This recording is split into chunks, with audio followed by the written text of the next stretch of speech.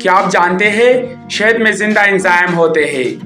جب دانتی چمچ شہد میں ڈالا جاتا ہے تو یہ انزائم مر جاتے ہیں۔ شہد کھانے کا بہترین طریقہ لکڑی یا پلاسٹک کے چمچ سے ہے۔ شہد میں ایک ایسا مادہ بھی ہوتا ہے جو آپ کے دماغ کو بہتر طریقے سے کام کرنے میں مدد کرتا ہے۔ شہد زمین کے ان نایاب غذاؤں میں سے ایک ہے جو اکیلے ہی انسانی زندگی کو برقرار رکھ سکتی ہے۔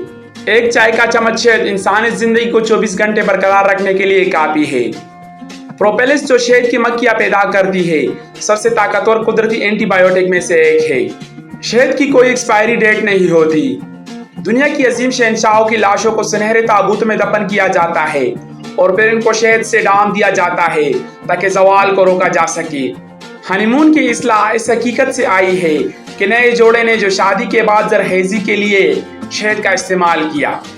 ایک شہد کی مکھی 40 دن سے کم زندہ رہتی ہے، کم از کم 1000 پھولوں کا دورہ کرتی ہے اور اپنی زندگی میں صرف اور صرف ایک چائے کے چمچ سے بھی کم شہد پیدا کرتی ہے۔ پہلے سکوں میں سے ایک پر شہد کی مکھی کی علامت تھی۔